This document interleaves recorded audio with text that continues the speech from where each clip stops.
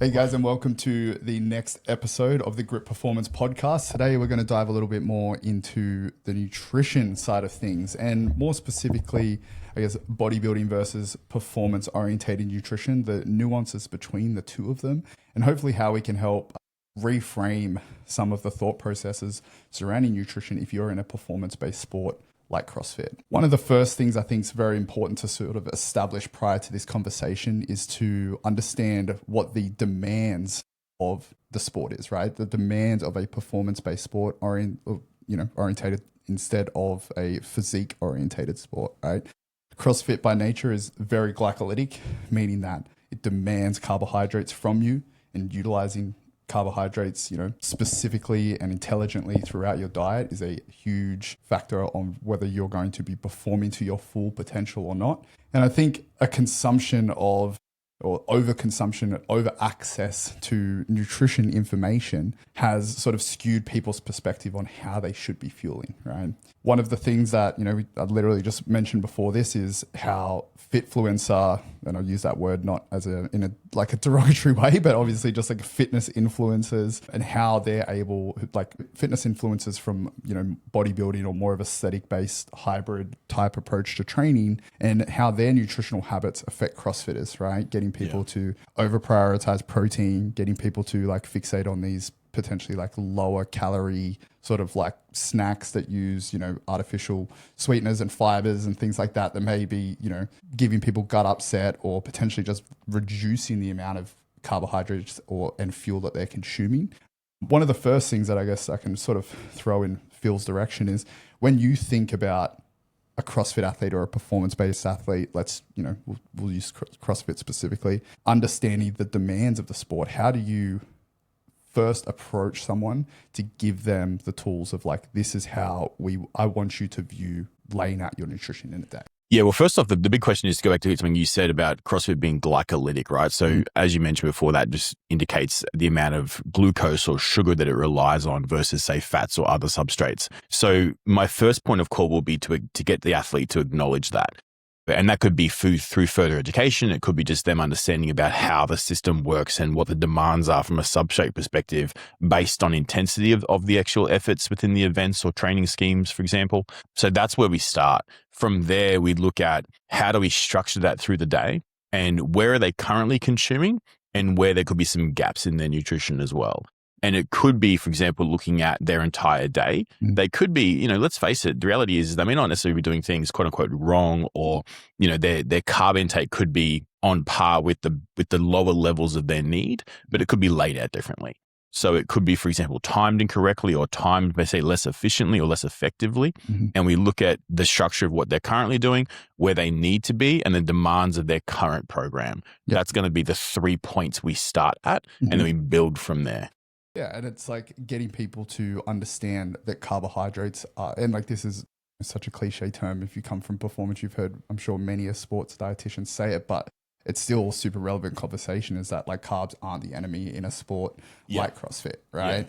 Yeah. And, once again, you would have heard that said multiple times, but still time and time again, I know myself, and like I'm sure you too, like are dealing with athletes who are bonking in sessions, or potentially, we're looking at training and there's notes, on underperformance or under recovery. And then when we're sort of like evaluating this client's nutritional intake, that they're, drastically under consuming carbohydrates for their needs. Right. Yeah. I mean, and that's where you go back to use that term Fitfluencer before. And, you pointed out the fact it's not meant to be or intended to be derogatory, but what we're talking about is the influence of a person within the fitness arena. And that's where I think, as you said, a person could be fearful of carbs or hesitant around carbohydrates because of people who influence them in specific areas. And it could be social media, it could be peer group, it could even be, hopefully not, but the gym in which the environment is based within. So these are all things we need to consider. And if you're in a gym where the major focus is weight loss, that could influence you and you're trying to achieve a level of performance. So really trying to break through that threshold or break through that position of where the person begins to experience the benefit of carbohydrates within their performance is a really good automatic buy-in process. So if we go, listen, hey, just give me a little bit of rope, I can show you the benefits of carbohydrates by testing the waters of carbohydrate intake around that workout. So what we call peri-workout, or peri just means a surround. So carbohydrates surrounding the workout period. And then we can actually have that person come back to us with feedback and automate that buy-in process that way. I'll alley-oop this to you because I know this is something we've mentioned a few times, but the glass ceiling effect, right? So someone's come to you and they're like, their norm has been what they've been doing, right? And I'll let you sort of go from here, but introducing carbohydrates to that individual and how that can help them, potentially experience something that they've never experienced before. I'll let you sort of explain the analogy. Yeah, I mean, so the glass ceiling effect comes from what we call percentage thresholds or proximity to maximum output. So how hard can that person potentially work? So when we talk about, and I'm going to use this term substrate, but what I'm referring to is the fuel in which the body uses. So the first point is the substrates are primarily going to be fats and they're going to be carbohydrates and to a lesser extent protein. But for this conversation, let's focus on carbohydrates and fats.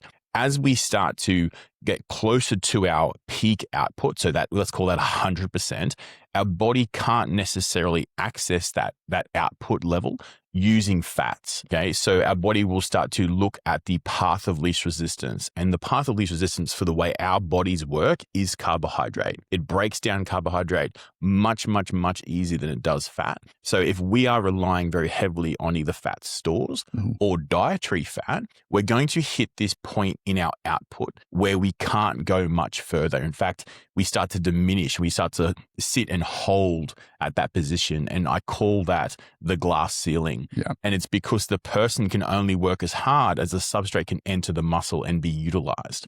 So if we're hitting that glass ceiling by cracking that glass ceiling by introducing a carbohydrate, particularly, as I said before, in that peri-workout window, we're giving that person permission to shatter the glass ceiling and work a little bit harder. Now, one thing I always make super clear when I talk about the glass ceiling and substrate utilization is the conversation where no one's denying that if you are stuck at that glass ceiling, you still feel like you're working at 100%. And it's really important we acknowledge that because people will challenge that. They go, no, I use fats and I'm working my ass off. Not denying that.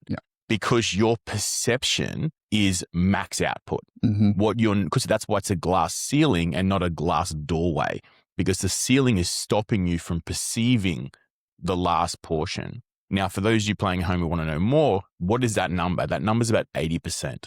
So fats will stop you at a roughly 80%. In some extreme cases, 85%.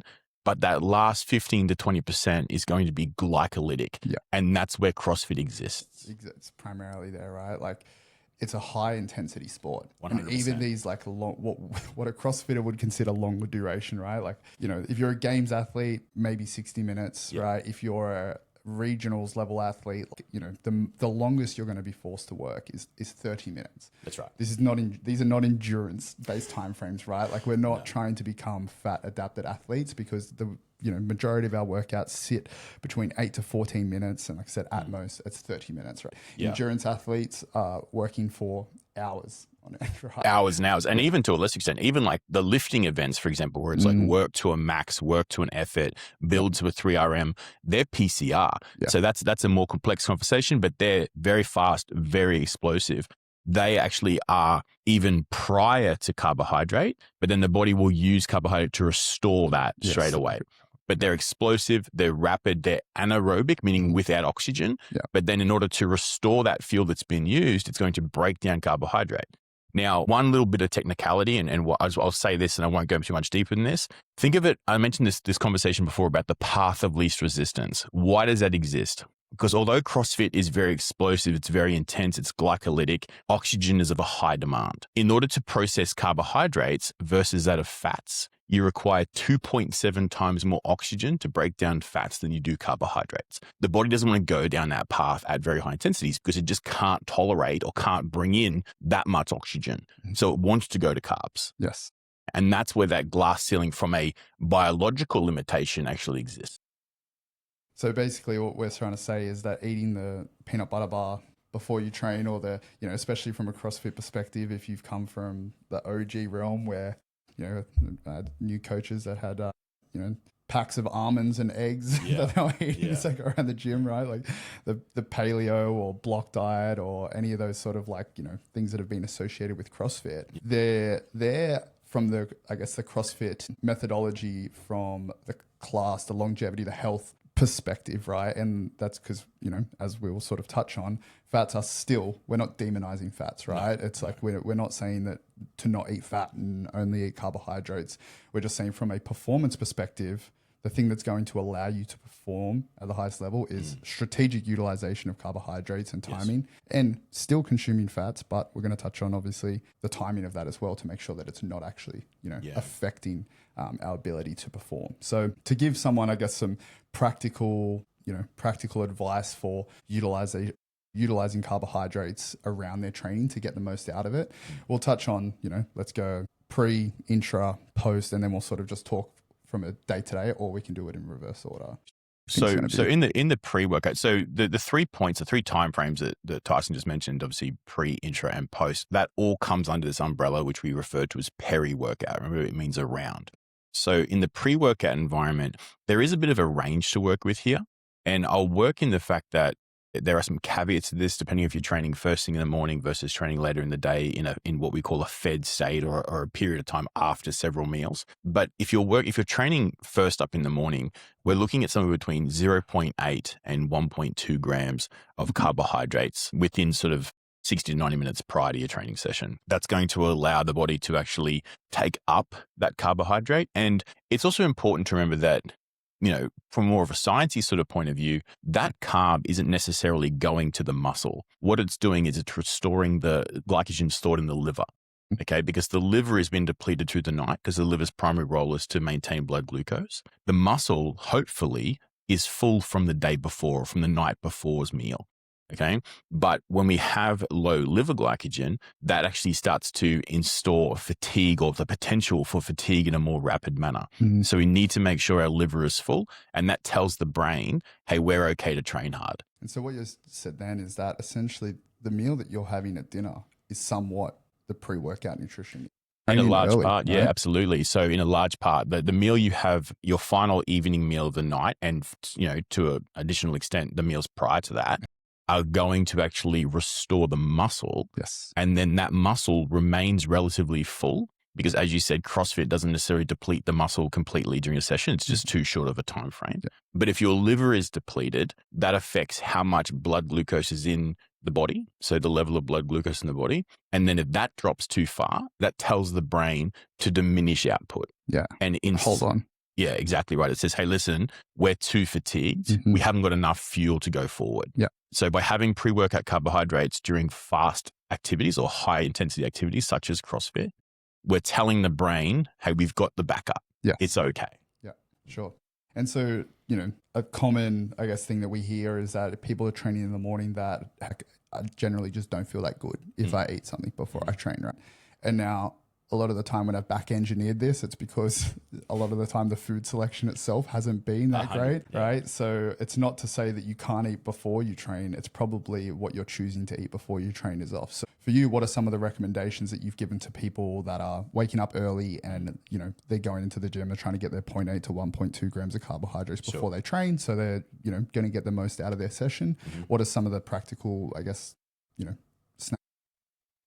It would depend on the spectrum where that person lives. So are they experienced with pre-workout carbs, or are they new to the conversation? Yeah. If they're new to the conversation, we start in this building phase. We're going to start with a liquid carb source.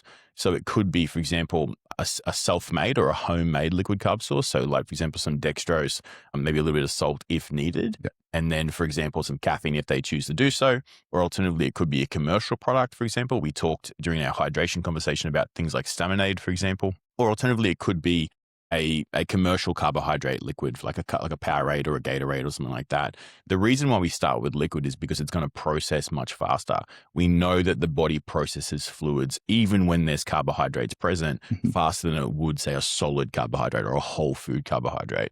If they're a bit further along that conversation, they've utilized some carbs pre-workout, but maybe their choices aren't exactly the best that are available. We would look at either a semi-soft, for example. So banana would be classified as a semi-soft, or we can look more down the line at faster acting carbs from a food source. It could be, for example, like lollies or jelly beans, or alternatively, it could be a bagel with some jam, English muffin with some jam, or Australians love crumpets. Crumpets with jam is another option for you too. Yeah, so they're all good options. I try and generally stay away from rice cakes in the CrossFit space. It's a bit of a picky thing to think of. Most rice cakes here in Australia are brown rice, and there's just a little bit of bran still left on them, and there's just faster options. Yes. And so the reason that you're saying that is based on fiber content? Fiber intensity. So like in a gym environment, so a commercial gym environment, rice cakes are fine because the intensity isn't long enough. We're talking about 20 seconds, 25 seconds per set. In a CrossFit environment where the intensity is high for several minutes, we're just creating a little bit, not even a little bit, a potential for a little bit of distress. And we want to just try and bring that down a bit. Great. And so, you know, a lot of the foods that you listed off, they all had, you know, some things in common.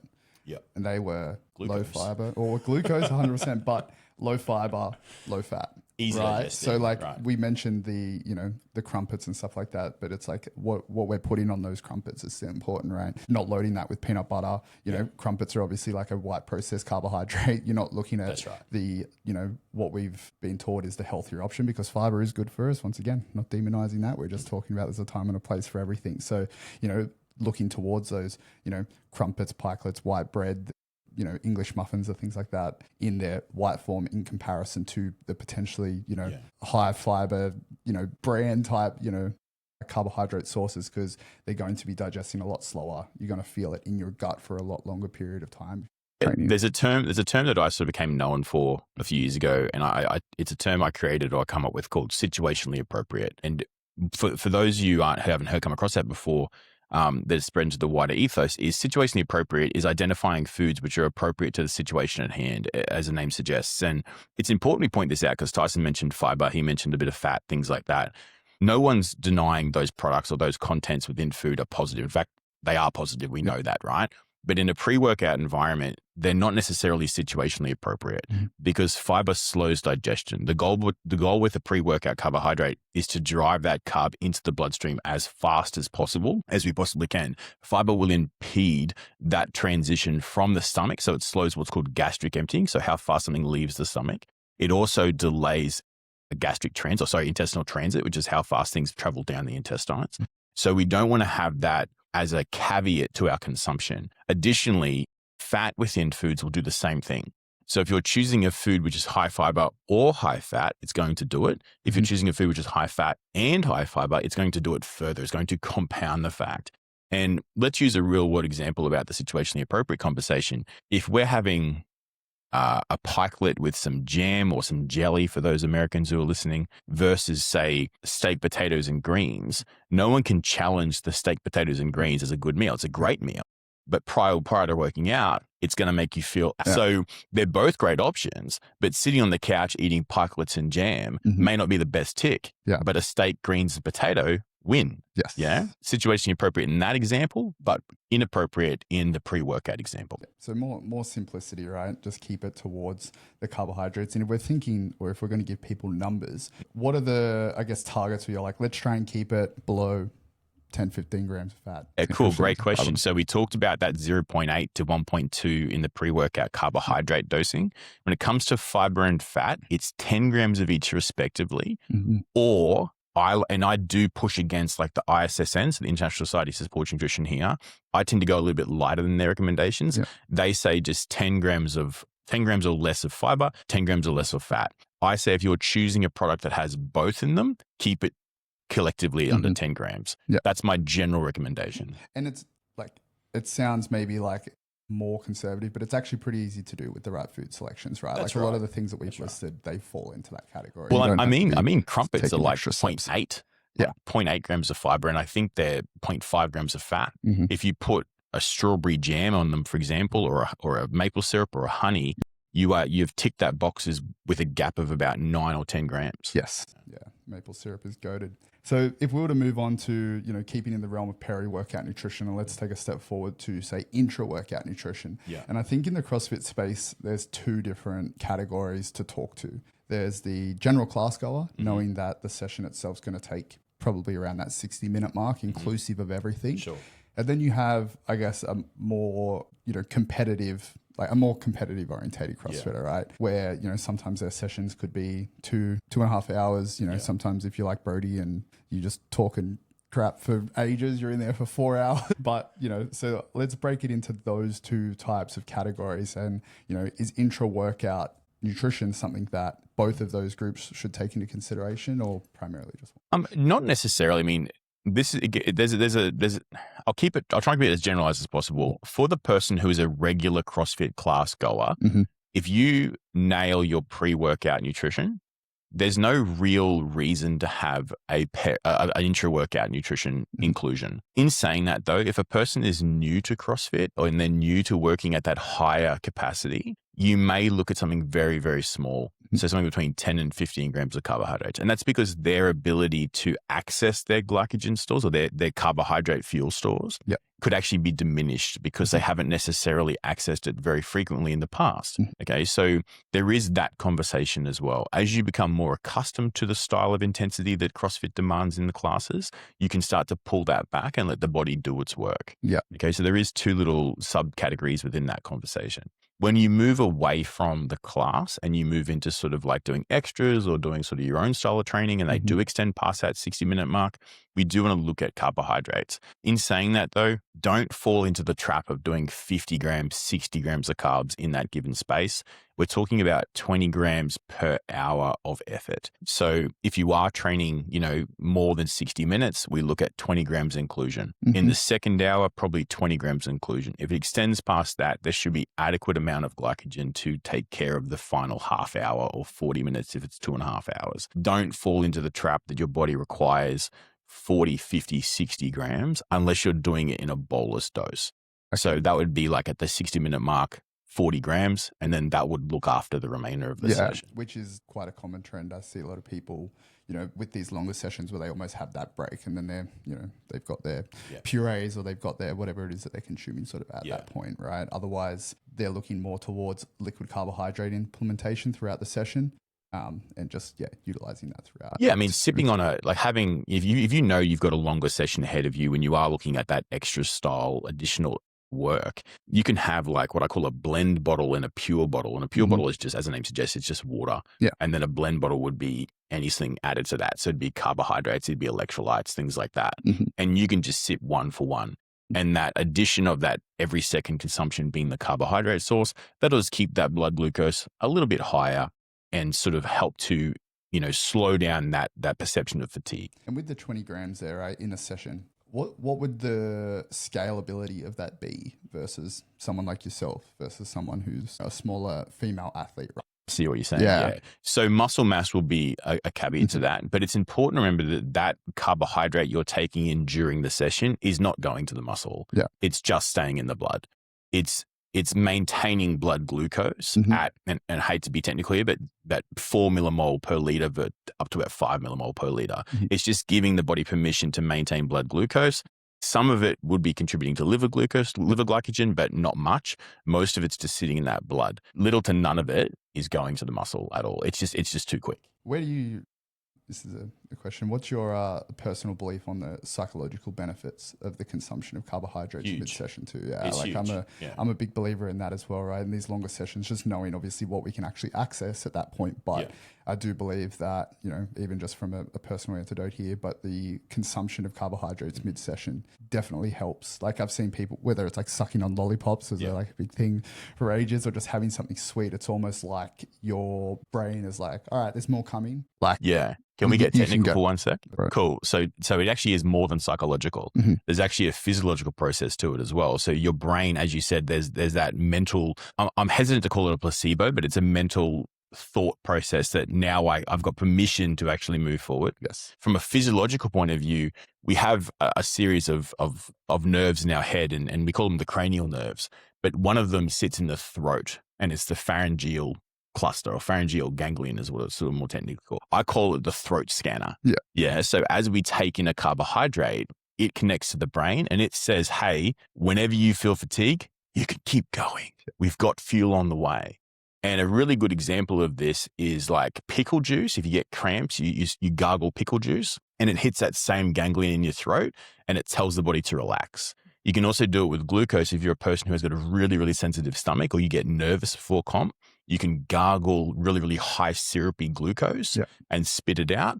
And again, you actually have increased output abilities because your brain's been tricked, quote unquote, or told there's fuel on the way. This also goes into play with a couple of extra little caveats too. For example, a very short session, and there's mixed research on this, so we'll point this out, but there's actually been findings to say during a shorter lifting session where there's no physiological need for carbohydrates, by taking in a small amount of carbohydrate, your body actually has been shown to have a higher volume output. Yeah. And was this with the gargles or this was with... This was with consumption. But the reason I mentioned the gargle is because you're just touching that ganglion in the throat. Yeah. Well, I want to, like, since you mentioned it, right, this was something that we did utilize it down under as well for those people that do have higher anxiety around competition and that, you know, pre-workout nutrition still needs to be implemented, right? Sure. So touch on how these sort of, you know, the gargle technique can be utilized if someone's listening to this and, you know, they may have immediately associated it with, oh, I know I need to, like, eat before I train, and maybe they've thought of it in a competition setting where there's more anxiety around training. Hopefully you don't feel that anxious every time you need to go to the gym, but I guess just to follow along with the gargle technique. How have you utilized that in the past for athletes? So I've utilized it quite a few times. So there's three ways it can work. The first one we've just discussed is the carbohydrate gargle. The second is for things like cramping, for example, and utilizing, I mean, it doesn't necessarily have to be pickle juice. It has to be something that shocks the system with a high acidity or some sort of high contrast in flavor. The third one is actually caffeine. So if a person who has, and these all relate back to sensitivities, for example, right? So if a person who has, I used to work with a football player, he was a rugby union player, and he used to, I hate to point this out, but he used to vomit before every match. He was very, very nervous. So giving him carbohydrates pre-workout was just, it was a mess. So we actually instead opted for the carbohydrate gargle. And the way you apply the carbohydrate gargle is a little bit different to how you actually utilize consumed carbohydrates. So going back to that liquid carb option, you wouldn't necessarily give a person a liquid carb that was higher than 8%. So what that means is for every 100 mils of fluid, there'd be 8 grams of glucose dissolved into it. When it comes to the gargle, you actually want to maximize the viscosity and the density almost to a point of saturation in that fluid. So we're talking about 10 to 13%. So we can actually put it into the throat, get them to gargle it. Now, when they gargle, it's not a mouth rinse, it's gargle. It's like get it to the point where it's agitating the throat. Do that for 20 to 25 seconds and then just spit it out. That means we don't have any disruption in the stomach or in the intestinal cavity. That person still has told and sent that signal to the brain that they can perform, and their output. Now, is it at the level of carbohydrate consumption? Probably not. But there's a good percentage of perceptive output, which means that person can perceive fatigue at a lower rate and therefore persist. Yes. So it's like priority would be obviously, you know, consuming carbohydrates further away where possible, right? Because obviously as you get closer to an event, the anxiety comes up, you know, hopefully things have settled by that point, and then, you know, utilize something like a it's also a really, really cool thing you can do if you are, and again, in a competition phase or competition period in season, you wouldn't necessarily want to lose weight in that window of time. You should be in a performance block or at the very least in the maintenance block. So with that in mind, this is a special person we're trying to do something specifically for, right? But if a person is trying to create some sort of weight maintenance or weight balance or weight control within a seasonal period, and they've consumed a meal prior, so let's say 3 hours prior, they've consumed a carbohydrate dense meal, but we still have to work within the caloric cap or their total energy intake for the day, we can utilize a glucose rinse prior to an event or prior to a training session, which won't actually contribute any energy density to their day or calories to their day, but still will have that perception of benefit. Yeah, cool. Well, that's good insights for the intra-workout in both of those categories that spoke about with the class goer and then obviously people who are a little bit more competitive. I guess as we transition now into post-workout nutrition and we're thinking about the recovery window, quote unquote, anabolic window, and everything surrounding, I guess, the ideologies within that post-workout space. What is your recommendations, your guidelines generally to ensure that people are recovering optimally, and what are the sort of things that they should be prioritizing when it comes to that post-workout window? Yeah, so the anabolic window, it's tongue in cheek. the sorry, I misspoke there. The post-workout period, how many carbs? It's big. It's big, right? So the idea of controlling intra-workout carbohydrates, I'm going to blend the two together, so just bear with me. When you control intra-workout carbohydrates, you're doing two things. You're reducing the risk of GI upset, okay? Particularly if that person hasn't gut trained, okay? You're also allowing for glycogen depletion to occur during the session, which means that person will increase their position when it comes to metabolic flexibility. So moving that person forward in the ability to access different substrates, so carbohydrates and fats. When it comes to the post-workout window, and you joke about the anabolic window, that does exist, but not in the traditional way that we thought it did. Okay. So the whole thing about taking in a protein source within, it was a half an hour after you trained, otherwise the workout's wasted. That's garbage. That's rubbish, right? But there is this period which exists for carbohydrates. Yeah. So after we train, our body gets super, super sensitive. So for those of you who aren't sure how the metabolism works, how carbohydrate delivery works, is when we in a rested position, we take in carbohydrates, the body releases insulin. Insulin bonds to the cell and creates a doorway. And that doorway allows carbohydrates to enter the cell and therefore restore our glycogen levels. In the post-workout environment, we have this what's called rapid resynthesis phase. And in that period, which lasts between 60 minutes and 180 minutes, so, roughly 1 to 3 hours, depending on how intense and long the session was, the body can actually store carbohydrates in the absence of insulin. So it doesn't need insulin to do that. So it really, really, really allows us to smash carbohydrates and take it all up into the muscle in a really rapid manner. Yeah. Okay. If we don't do that, this is particularly if you have 2 sessions a day, it can actually delay glycogen restoration or fuel restoration by 45%. Okay. So that post-workout window really does exist, but it's not protein focused. It's carbohydrate focused. So to answer your question with a numerical function, it would be 1 gram of carbohydrates up to about 1.5 grams of carbohydrates every hour for 2 to 3 hours. Mm-hmm. Okay. Now, if we're going to go to the upper echelon of that number, so 1.5, we're going to go for about 3 hours. If we're going to go lower, so down to around that 0.8 to 1, we're going to go for a little bit longer than that. Yeah. Okay. Understanding that rapid resynthesis phase will shut off after about 2 to 3 hours, depending on the intensity of the session. After that period of time, we go back to the reliance on insulin to store our fuel. Okay. If it's a general workout, and I mean general, we're not going to need, the same level of carbohydrate we would if you're doing 2-a-days and 3-a-days and things like that. So why this is really relevant is because if you are doing 2 a day, so 1 session in the morning, 1 session in the afternoon, and you don't take advantage of that rapid resynthesis phase, you're potentially going into the next session with half a tank. Yes. That post-workout window is essentially the start of your pre-workout nutrition for that second session. So if you're someone who is doing multiple sessions a day, right, like whether you're a competitive athlete in any field, prioritizing post-workout carbohydrate consumption is arguably one of the things that's going to either set you up for success or a much tougher session to follow, right? Yeah, and one of the things I really want to push, and this is something that I think gets lost a lot in the teachings and the translation when it comes to carbohydrate recommendations, particularly for people who are doing multiple sessions a day, is think about it in a chronological or a time-based manner, not a day of the week based manner. So I'm glad we're touching on this. Yeah. So when we look at a carbohydrate intake, for example, if we train at 5 a.m. on Monday morning, then we train at 5 p.m. on Monday afternoon, there is approximately 12 hours there. Now, if we utilize a high carbohydrate intake post-workout, so after the first session, and we really rapidly take in, let's say 1.5 grams of carbohydrates per kilo in the first hour post-session in the morning, and then 1.5 grams per kilo in the second hour post-training, we've really set the bar to restore that glycogen. Okay, so we're going into the second session of the Monday relatively well-fueled and recovered.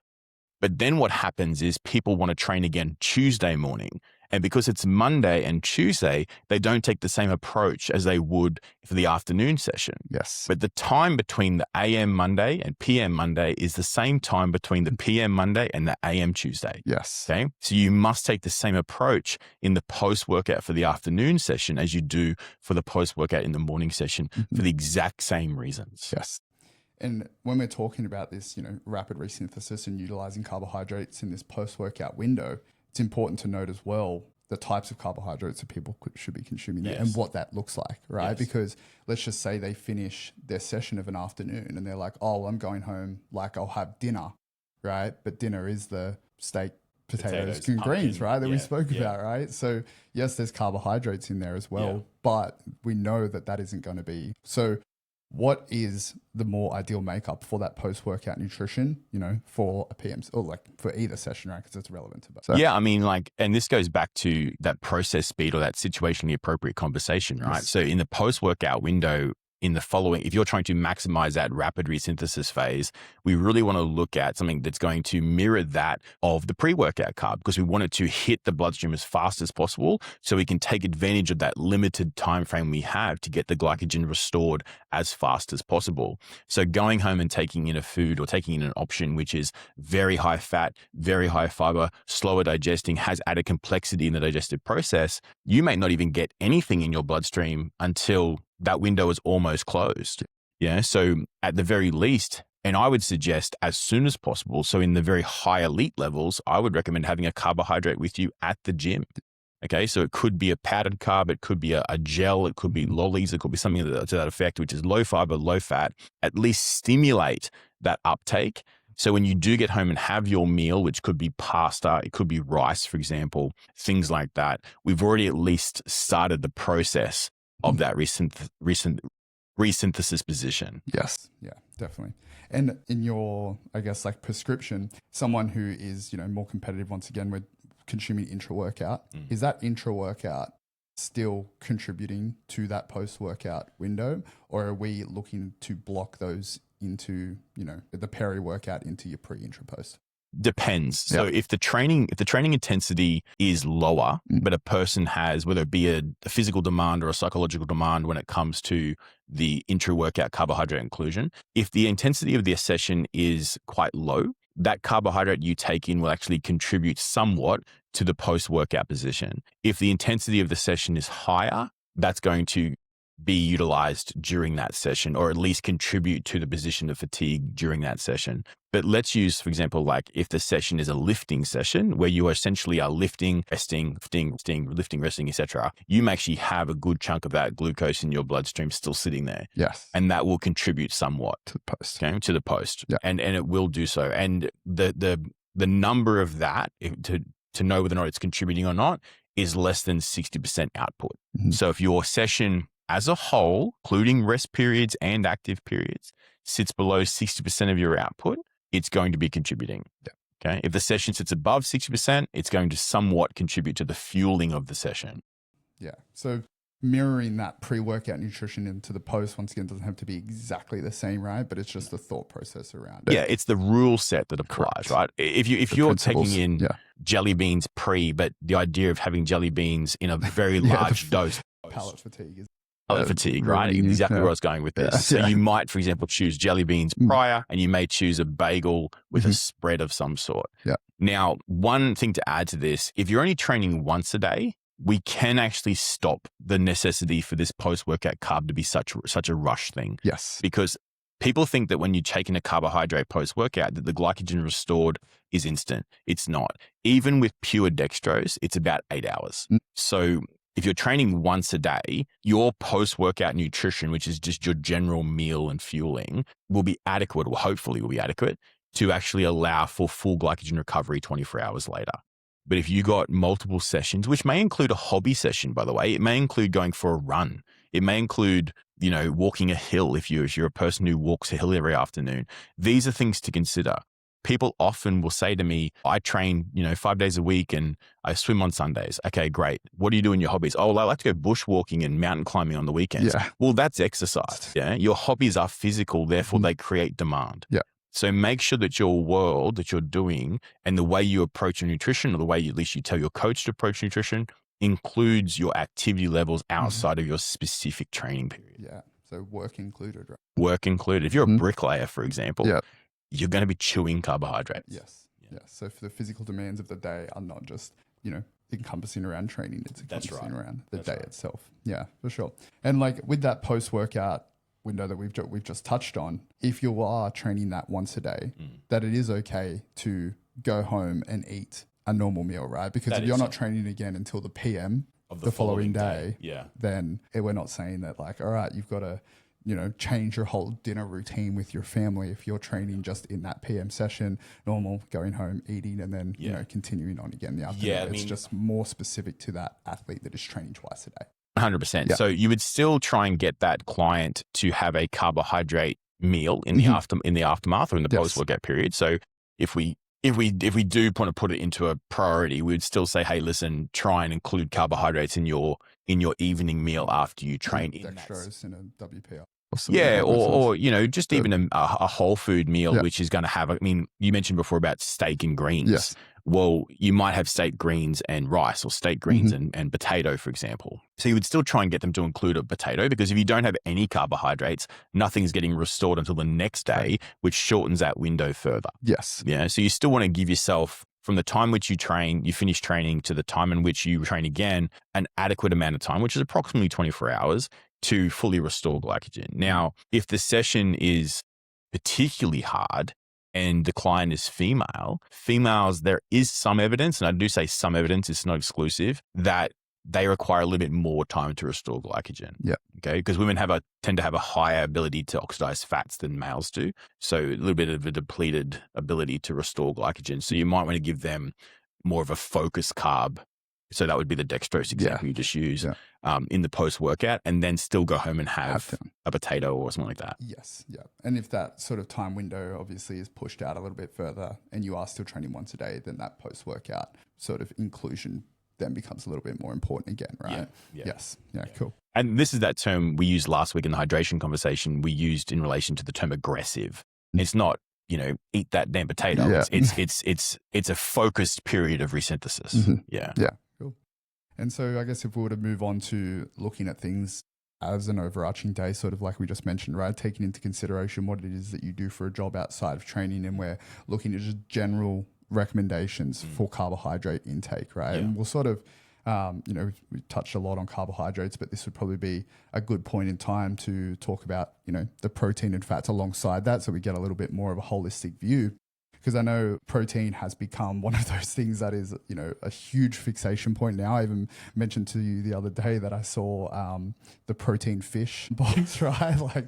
So it is obviously such a buzzword to people prioritize. And you know, I'm constantly getting people to prioritize it, but it is to what extent, right? Like one of my favorite memes of all time was the guy who wrote that song about not everything needs to have protein in it. And so I'm finding constantly that that is, you know, people are overeating protein to the point that it may actually be disrupting their intake of their pre-workout, post-workout nutrition, because they're, you know, either oversatiated, or, you know, maybe they've got, you know, gastric upset because they're eating a protein bar before they train instead of, right? That's so common. Like people that are turning up to the gym and they've bought some Quest bar or something like that, which, you know, outside of the, you know, I was going to say, there's so many other reasons besides the protein of why that would destroy your stomach. But yeah, far from ideal to have your protein shake, your protein bar before you train. But let's touch on some of the general recommendations for protein intake, carbohydrate intake, and, you know, fat for, and let's use, you know, to give a bit of an avatar, we'll sort of categorize it into the two again. So we've got our general performance minded CrossFitter doing one class a day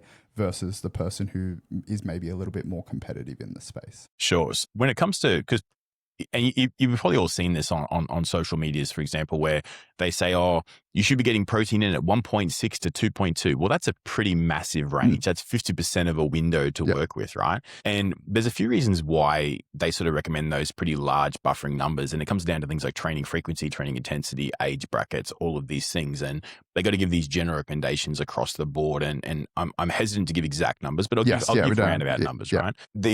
That's a part of the conversation, right? The individualization of these specific nuances, right? Yeah, so that's right. Take that into consideration, as well as whatever we touch on, there is going to be nuances for your personal circumstances, and that's where a coach can come and give you more direction. 100%. There are some things to bring up before we go down this path. The first one is that 1.6 number. It's important to point out how that was established. It was established on an isolated position. So, for example, a person in a laboratory setting or a clinical setting performing an exercise, which was a single leg extension where their rested leg was strapped down and their working leg was just put on a single leg extension and worked, and they measured how much sort of protein synthesis was happening within that particular muscle, particularly the quads. Now, why is that not necessarily applicable in the real world? One, because especially in the CrossFit arena, you don't train single quad, you train sort of the whole body during most sessions at least. Second to that is the protein in which was taken in during that particular example was controlled, and even the protein sources were controlled. So either utilizing whey protein, for example, or what's called whole milk proteins. It wasn't taking into account what we call residual proteins, or proteins which exist in small minute amounts in rice or in bread or things like that. So I think personally in a real world pragmatic example, 1.6 is actually too low. Yeah. Okay. We want to take into account the buffer for that residual protein or low quality protein to actually exist in food. Because it would just be hard to hit our carbohydrate number and keep a protein around something like that, right? Exactly. So the lowest we want to go down in most cases is about 1.8. About 2. Now, why am I saying this in that range? It's because we have to, again, look at the person, but we have to look at first, what's step 1 in nutrition? It's calories are king, right? So total need for that person still governs the ratio in which we use across the macros. Why a CrossFitter could be a caveat or be a candidate for 1.8 versus say like the higher end of 2.2 is because if that CrossFitter is going through a certain phase or a performance phase where they're trying to work on different elements of output, etc., you don't want to eat into their need for carbohydrates by utilizing too much protein, because if their total is still uniform across the board. But if you're giving them 2.2, you could potentially be removing their ability to have higher carbohydrates where they're needed. But for the person who's sort of more in a generalized position, I would say 1.8 to 2. Because as you sort of suggested, in a general CrossFit arena, and we're talking about Gen Pop or class goers, protein does have its benefit around things like increased satiety. So it helps if you have a history of things like snacking, for example. It helps to sort of minimize hunger, all of those different things. So also as well, if you have any niggles, if you're an older client, for example, things like that, protein actually is required at a higher level for older populations. And the numbers suggest 40 years and over, but it's not a cliff. It doesn't fall off. It drops progressively. So typically I sort of say protein resistance or anabolic resistance is the term for it, meaning that there's a body's ability to fight off the efficient use of amino acids. I would suggest that starts at somewhere between 32 and 35.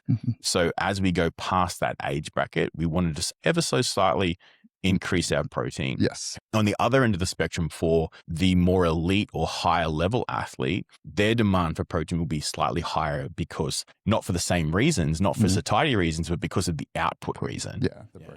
The breakdown, right? The 1 session, 2 sessions, even 3 sessions a day, particularly in comp season. But of course, the offset of that will be their carbohydrate demand will be higher, but they're also consuming a lot more calories. Yes. Okay. So there's a window of sort of adjustment that occurs there as well. Okay. So that's the work around protein. Now, in saying that though, if you're a client who's still performing CrossFit, but your extras or your additional workouts are purely weight focused and your goal is strength and potentially hypertrophy, you might actually want to go a little bit higher. Yeah. Okay.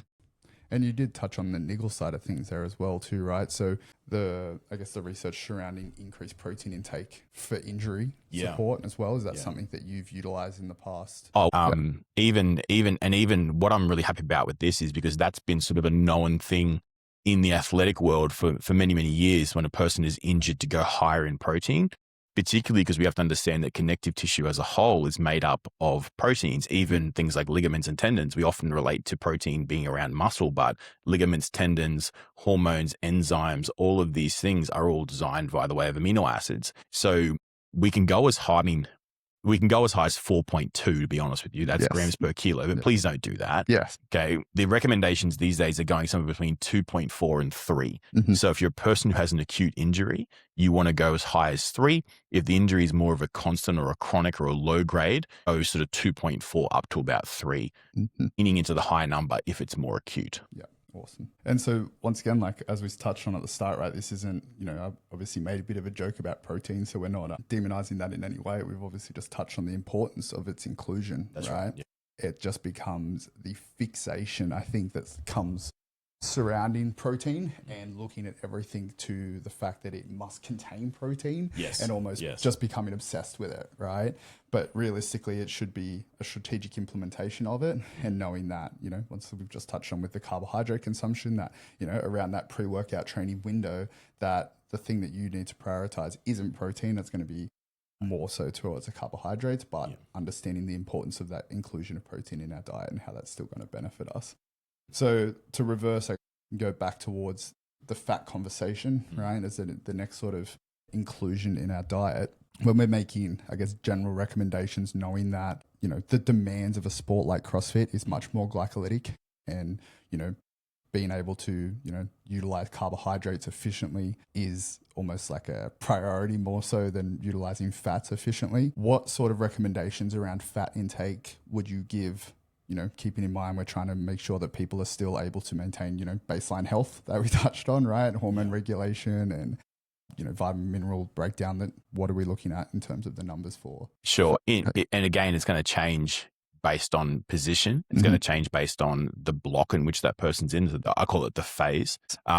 If we start in the most general phase, which we call the health phase, the person is just trying to boost their health overall. And this would be a class goer, for example. There is actually two numbers. The class goer would be 20% or higher for men. Around that 20% would be a baseline. And that when I say 20%, I mean 20% of your total calorie intake. And you may have picked up on the fact that when it comes to fats, unlike carbohydrates and proteins, which are given grams per kilo, there isn't really a recommendation around that for fats. We tend to work in percentages. Of the overall energy needs of the That's person. correct. Based off overall energy needs for the person. So when it comes to the health phases for a male, it's 20% of total intake. When it comes to a female, in a true health phase, it's 25% because the hormonal demand for females is just more than it is for males. And additionally, I touched on before that women have the ability to oxidize fatty acids a little bit more efficiently than what males can. Now we move from the health phase into, say, more of a recreational performance world. You can bring both genders back down to about 20%. Okay, as a baseline intake. You wouldn't necessarily want to go below 20% because then we start to get into the waters of cutting hormones short and sort of cutting function short. The one caveat to that is competition season. A competition season, I still wouldn't bring women below 20% for more than, say, a month or two. Men can go down as low as 15%. Yeah. Okay. But that's a short window of time. We're talking about 1 to 2 months. It's get in, fuel, pull out. Yeah. And it's not sit this person on 15% for 12 months. Yeah. And that's obviously the case with a lot of other aspects of that person's life too, right? Like the training volume changes, their time commitment changes. And so like seasonally, it's like if you're someone who's pushing towards the back end, it's then going to generally be followed by a period of lower stress that follows, right? And then that's where the reintegration of fats come in. Correct. And this goes back to, so this conversation around percentages and even observations on things like social media becomes a really big player. And I want to bring some of this together now. So we mentioned before about the protein conversation. Bodybuilders will talk about 2 to 2.2.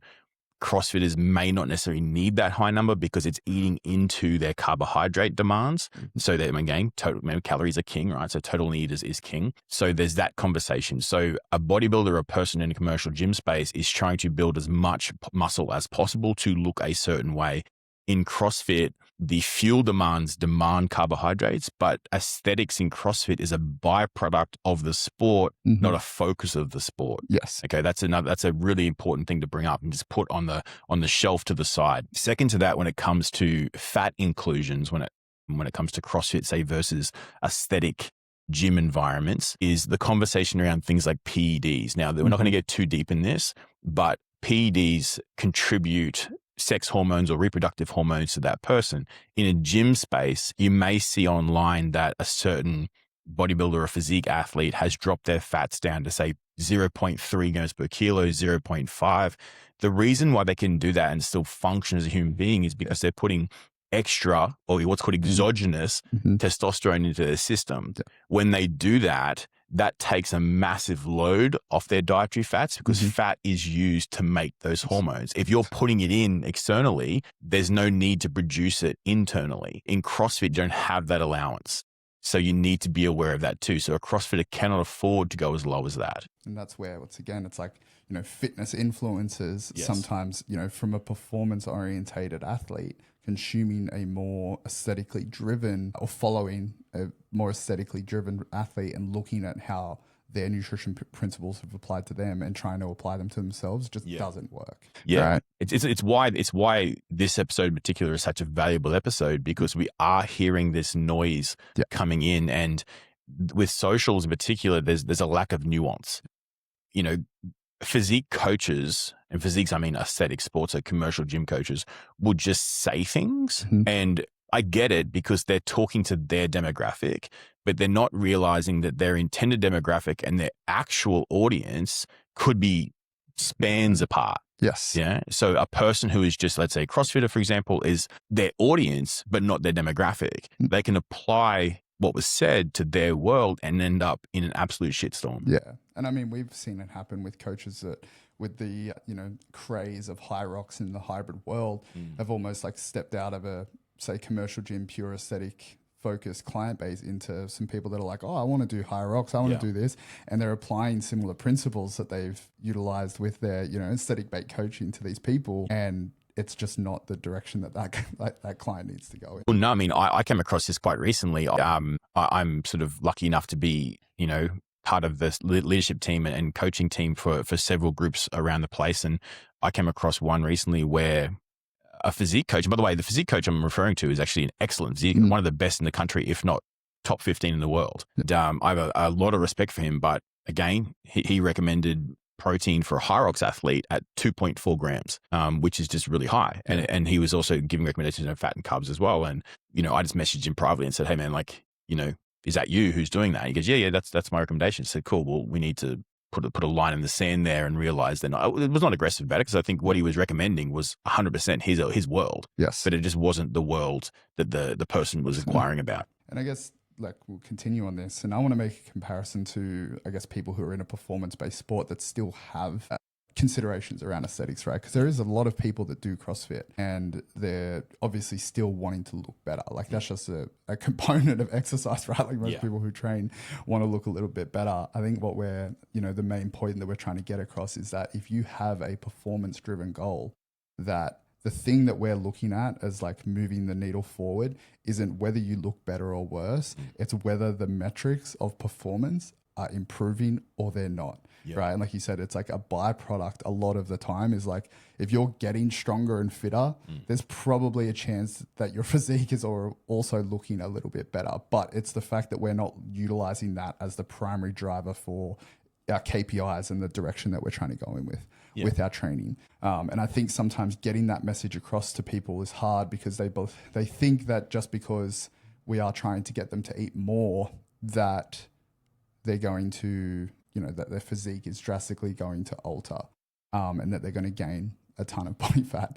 But have you ever seen that happen in the circumstance where you've bumped someone's carbs up and they've just imploded? Well, yes, I've seen it happen, but it's not necessarily for the reasons which we're talking about, right? So the bigger thing to remember is when we bump calories higher or bump carbohydrates higher, we're not taking a person from, hypothetically 150 grams of carbohydrates to 500 grams of carbohydrates on a Monday into a Tuesday, right? Correct. We're doing this, we're increasing, we're assessing, we're reevaluating, we're increasing, we're assessing, we're reevaluating, right? So we might go, all right, Diction, this person's currently 150, they need to be at 350. But once they go past 220, 230, they start to actually increase their body mass or increase their weight, or whatever the metric you're using will be. So we pull them back down again, or we keep them at that 230, or whatever the number of that is, right? So from there, we hold that person. Now we might find the reason why, even though we predicted 300 or at 230, it's because their training phase at the time is not necessarily that intense, or it could be a skill-based phase they're in, or a skill-based block they're in. And the exercises, although the sessions are quite long, the intensity of those sessions has come down. So we might hold them at that 220, 230. And then as the intensity of their training block increases in the latter half or midway through, we start to go, all right, now it's time to re-push. I've just moved a young guy I've been working with up from about 350. He's now just touching about 530. So we've done that incrementally. We've done it with 40 grams of carbs every 10 days. Now, why 10 days and not a chronological week? It's because we need enough time for there to be an adjustment or to be a trend. 1 week often isn't enough time for a trend to actually form. And there could be other reasons why their weight has fluctuated, or other reasons, why things have happened. It could be hydration, sleep, all of these factors. Just being in the weather, for example. So being social on a Saturday night can actually change your body mass on the Sunday. It doesn't mean you've gained or lost weight. Yeah. It just means there's some sort of fluid manipulation in your system. Yeah. So we have to be accounting for the fact that those things exist as well. Yeah. Just gives more data points to reference as an average, That's right? right. Which is a huge thing that I talk about a lot when it comes to just taking points, whether it is weighing yourself or whatever metric points that you're using, that, trying to make that a relationship with data to help us, form something in the right direction, and not just, when you're weighing yourself just once a week, or you're only comparing a week and not zooming out, you're removing some of the variables that you should be taking into consideration. Also, as well, just sorry to interrupt you, Tyson. Yeah. Like the other thing to consider is this: is if you are a person who is hesitant to increase their carbs in the fear that your aesthetic position may devalue, I want you to think about a couple of things. Firstly, carbohydrates are what we call protein sparing, which means that if carbohydrates are present, your body won't necessarily chew through its protein content as fast.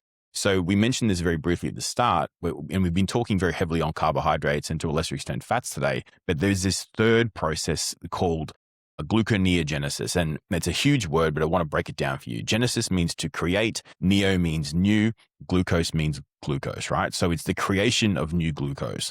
And it does this through certain additional substrates which exist. And one of those things is protein. So protein obviously gets converted into its constituent amino acids. We also have a thing called glycerol and a thing called lactate. All of these things get converted in the liver to a form of glucose, or a subset, or what's called an intermediate of glucose. If you are under consuming carbohydrates, your body will actually register that, and it's more likely to increase the rate of gluconeogenesis occurring in the system. If you take in more carbohydrates, your body will take those carbs and spare the protein, which means that protein can do its job and actually help to restore, recover, and build lean tissue. The more lean tissue you have, the better you look. So it's a benefit to try and increase your carbs, not a detriment. Yeah. And I guess the only caveat that I'll once again add on to that is, what are your priorities, right? Like if you're telling your coach that you're like, I want to make X event for CrossFit, I want to achieve, I want to make it to semifinals, I want to, have these sort of metrics, but you're more fixated on the aesthetic appearance of it. That's one of those conversations where you might have to reassess your internal dialogue and be like, what are truly my priorities here? Right. Because knowing that if you're underweight in the sport, so, like a lot of guys are sitting around like a leaner sort of 90 kilos, women probably like mid 60s to sort of like the 70 kilo mark. If you're severely underweight and you know that that's affecting your metrics for the sport, but you're not willing to sort of almost make that sacrifice to increase intake for that performance, it just becomes more of a conversation of reassessing priorities, right? And that's like we literally touched on at the start. It's like, what are the demands, right? What are the demands of the sport? What are your goals in relationship to those demands? And are you willing to sort of make those changes to sort of meet that, right? To whether that's to increase consumption to allow performance, increase consumption to get to, the adequate weight that the sport pretty much requires. Well, being lean, so in itself, that can sometimes be a process in itself as well. And it, really just becomes a reassessment of your goals, right? More so than just performance versus sex. Yeah. Also, as well, like take into account some of the recognized numbers, and there are some people in very, very sharp white coats that actually study this stuff for a living. And the other thing is to realize the numbers they push forward are much higher than you think, and in a lot of cases, they're much higher than a person can practically take in, right? But we're talking some of this even in a low volume training state. So just the class goers that we're talking about, just the CrossFit attendees, those recommendations sit somewhere between 3 and 4 grams per kilo. If you asked a lot of the people who just attended a CrossFit class, they may be taking in 2 grams and probably 3 would be a capacity for them. They're at the base level of what the recommendations actually sit at. To extend past that, people who are competitive, we're talking between 5 or 6 grams up to about 8 or 9 grams of carbohydrates per kilo. Let's use, Tyson, what are you at the moment? Like 93? No, I'm 89. now. Yeah, and, yeah. Hashtag shredded. Yeah. So with that in mind, 89 kilos, what's that times 5? We're talking about 450 grams of carbohydrates as a starting point. Yeah. Up to somewhere around sort of 750, 800 grams of carbohydrates. Okay. Are you taking in 750 grams of carbohydrates?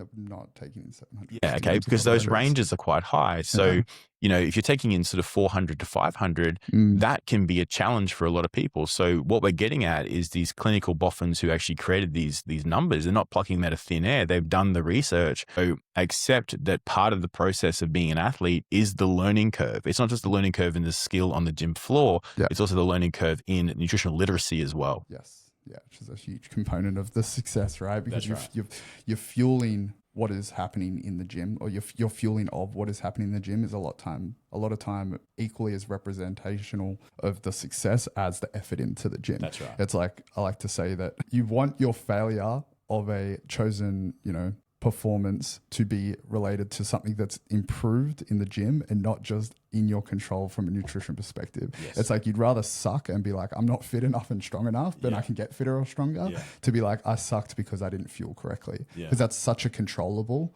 right? Like the other components like skill acquisition, strength and just like muscular endurance, these are all, trainable adaptations that we can work on over time, right? They're less of the sort of immediate controllables, whereas nutrition is much more of an immediate controllable. Yeah, I mean, essentially, as wide berthing as nutrition can be from a simplicity to a complexity, and it can get super complex, to be honest with you, it still remains in the low-hanging fruit conversation. Yeah. It's still something that you can master with a little bit of control and a little bit of sort of concentration. But like you said, the skill on the gym floor can be years of progression. But if you are fueling and changing your fueling as your skill set progresses and sort of gains, you can ensure that the variables at the base are taken care of. Yes. And it makes your coach's job a lot easier too, right? Yeah. Like to be able to look at something and know that the nutritional variables are in control, and I can almost take into consideration what the training program looks like, maybe like allostatic load of just what's happening with the day-to-day stresses. But if your nutrition consistency is like this, it just creates so many variables when we're looking at performance metrics to be like, what is happening? Like I know working with some people, you feel like a wizard sometimes when you just increase their carbohydrates a little bit, get them to eat before they train, and like they're like, oh, I feel so good, I feel amazing, right? And you're like, oh, okay, this is just like, we're just building the base here. Even and just to extend on that point, because I think that's a really valid point. If a person is maybe, for example, hitting their wall or they're not recovering from their session, as a coach, you go, geez, have they got too much volume in this position? Have they got too much volume in this movement? And rather than us winding things back and then we dig a little deeper with that client and they are underfueling, for example, right? Yeah.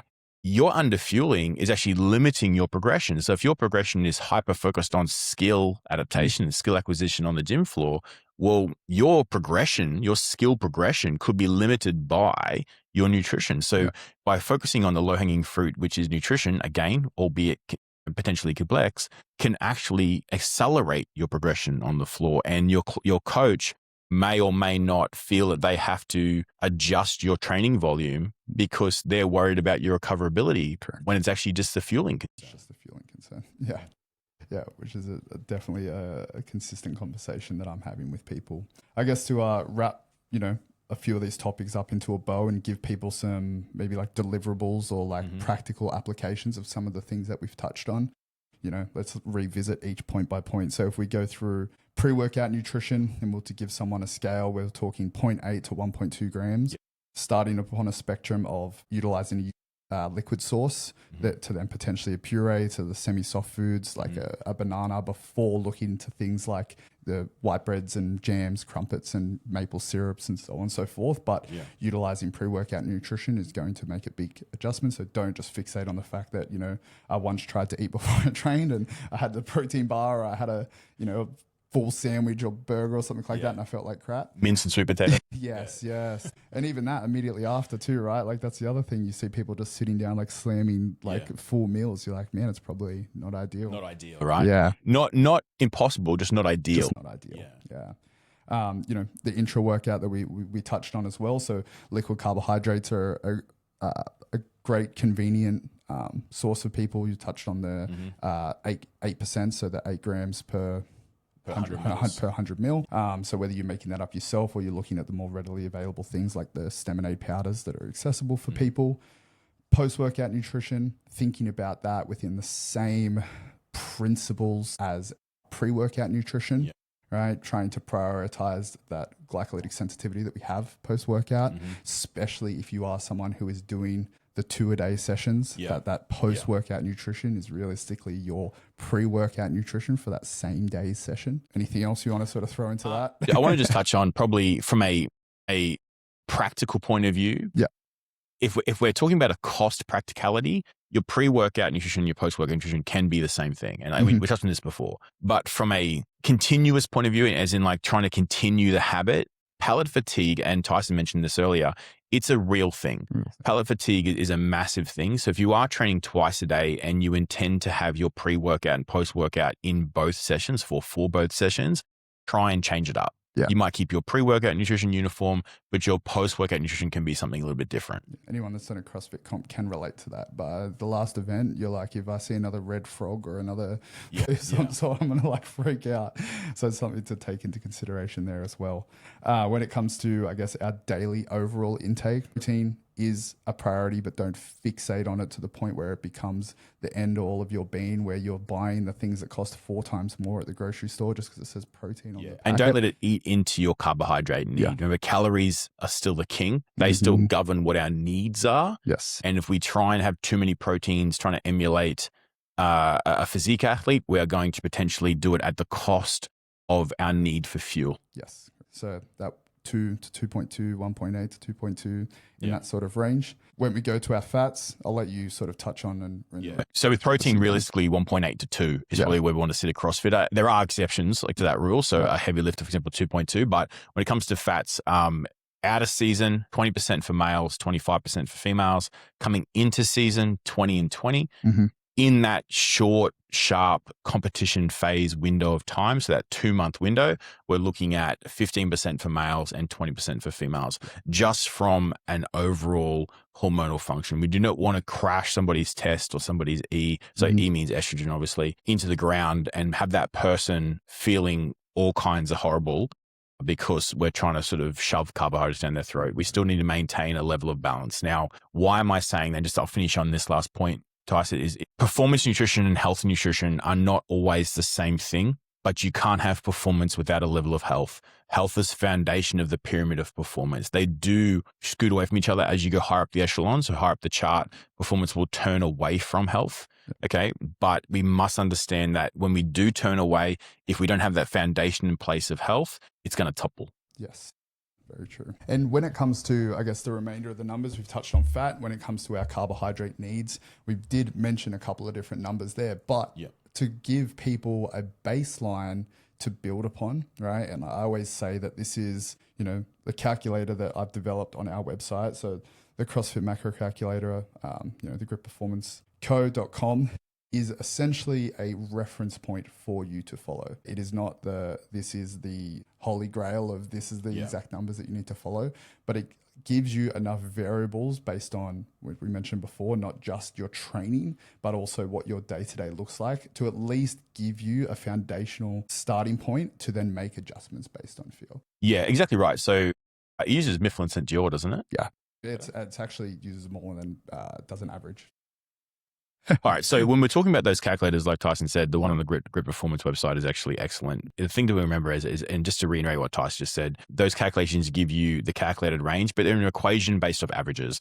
Okay. Get that equation, run it for 2 weeks, take daily averages of your weight, assess how the weight has tracked over time, inclusive of those fluctuations we mentioned a little bit earlier. If you're a female, also inclusive of your menstrual cycle is a big factor too, because in your late luteal phase, which is the period of time just before the menstrual cycle, actually the menstrual bleed actually onsets, you'll most likely have delayed bowel emptying, which means your weight will measure slightly higher. So with that in mind, take a good 2 weeks to actually track where you sit on the calculated numbers and then adjust up and down accordingly. I'm suspecting your question is going to be around that carbohydrate grams per kilo next. Let's get it. So if you're looking to increase your carbohydrate grams per kilo, I'm actually a huge advocate for doing it quite slowly. So if you do the numbers and you work out, you're currently at say 2 or 2.5 grams per kilo, go up by half a gram per kilo for 10 days, then again, and then reassess it accordingly. Why would someone want to do that versus just jumping in the deep end? Correct. Okay. The reason why is going to be GI comfort. So the risk of GI upset will be a huge factor there. Creating too large of a jump, which your body may not necessarily be ready for, is another factor too. So if you are under fueling and you've got a thing called metabolic adaptation where your body has down regulated and you put in a lot of carbohydrate initially, there could be, and I want to be super clear about this, an initial period of weight gain. Now, it will level itself out, but the initial period could actually create a behavioral concern where you then increase your fear of carbohydrates rather than diminish it. So by doing it progressively, you have a time to add, assess, adjust, add, assess, adjust. Yes. And it's like, I also think it's more realistic to someone just how they're implementing it from a behavioral perspective. Like, it's a lot easier to just be like, you know, the 0.5 goes up. That's as simple as like, little bit of extra jam here, a little bit of this here, right? Whereas if we were to make that big jump, you'd almost be implementing bigger portion sizes of things that, you know, are maybe unrealistic, or extra meals, or like, and just really trying to change the habit too much. Also just on that too, when you do go up by that half a gram per kilo, and again, let's use an average, let's use 80 kilos as an example of that, right? You're going up by approximately 40 grams per day. Put that 40 grams around your workout in the peri-workout window. I mentioned at the very start of this conversation today, I said, create buy-in. The buy-in happens when you feel the difference of the increased fueling. Well, create your own buy-in by increasing that carbohydrate, but placing that increase around your workout in the peri-workout window. You might do half pre and half post. So 20 before and 20 post, and you'll feel the difference, and that generates that success. And by self-generating the success, you see and feel the difference, and you're like, wow, that glass ceiling is starting to crack and I'm starting to get through it. Yeah, for sure. And on top of that, if you're someone who, you know, you've utilized this calculator and you're like, I want a little bit more direction, like we said, it is realistically just a foundation for you to make adjustments on, right? And if you have the goal of maintenance, like we've said, reassess, am I maintaining my weight? If you have the goal of gaining weight, are you actually gaining weight? And vice versa, if you had a goal of being in a deficit to lose weight, are you actually losing weight? But these don't address some of the foundational needs of assessing how you're actually going to lay that nutritional plan out. If that is something that you are needing more guidance with, we do offer nutrition coaching as well. So if you listen to this and you're like, these guys sort of sound like they know what they're talking about, maybe they can help me out, then make sure you check out the nutrition coaching service on our website. But until the next episode, if you have any questions, as always, message us on Instagram, because we definitely look to do a full Q&A episode in the coming weeks. Anything else to tie us off? No, I think that's pretty solid. Oh, yeah. All right, guys. We'll see you on the next one. Yes.